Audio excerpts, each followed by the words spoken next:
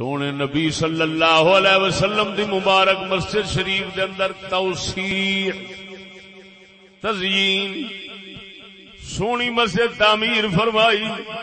حضرت عثمان غنی نے اپنا گھر سادہ رکھیا مگر نبی سونے دی مسجد نو سنگار دیتا. سونے نبی سرکار دی مسجد شریف نو نواں تعمیر فرمایا. اگر حضرت عثمان غنی دی نیت بھیڑی ہوندی، اگر بادشاہاں والا خیال زیب و زینت والا رکھ دے، ہاں جی اچے خیال اچے مکان مسجد نو بدلنے دا مقصد اگر بھیڑا ہوندا، حضرت عثمان غنی آپ ہی خلیفے سن، آپ ہی بیت المال دے مالک سن. حضرت پاک نے کیوں اپنے گھر دے اندر تبدیلی نہیں لیاندی؟ اپنا گھر اوویں درویشی والا رکھیا ہے جویں پاک محمد کریم دے زمانے دے اندر رکھیا سی. او سجنا آپ دا مسجد شریف بناونا اللہ تعالی دی شریعت حکم دے مطابق سی. اللہ وحدہ لا شریک مولا دے دین شریف دے مطابق سی.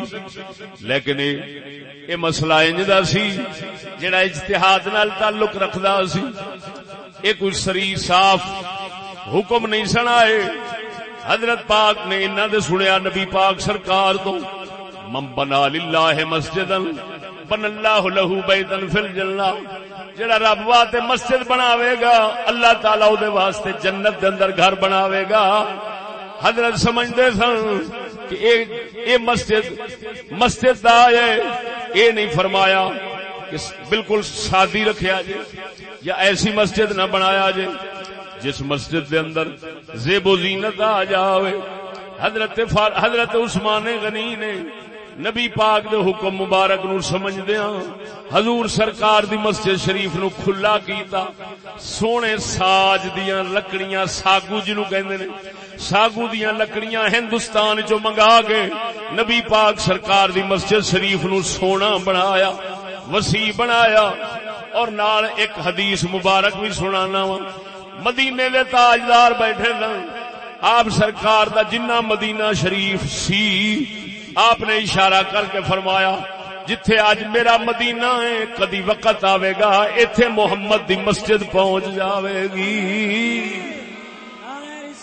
اج جا کے ویکھو جنی مسجد شریف ہے وہ سارا پرانا مدینہ شریف ہے. سارا پرانا مدینہ شریف حضور دی مسجد دے اندر آ گیا ہے. مدینے دے تاجدار نے اپنا معجزہ ظاہر فرمایا. حضور نے فرمایا وقت آوے گا اے میری مسجد میرے سارے شہر تک پھیل جاوے گی. معلوم ہویا حضرت عثمان غنی رضی اللہ تعالی عنہ نے جڑا مسجد نبوی شریف نو پھیلایا سی یا سونا بنایا سی اور رسول اللہ دے فرمان دے مطابق ہی بنایا ہے، کوئی اپنی طرفوں زیادتی نہیں فرمائی.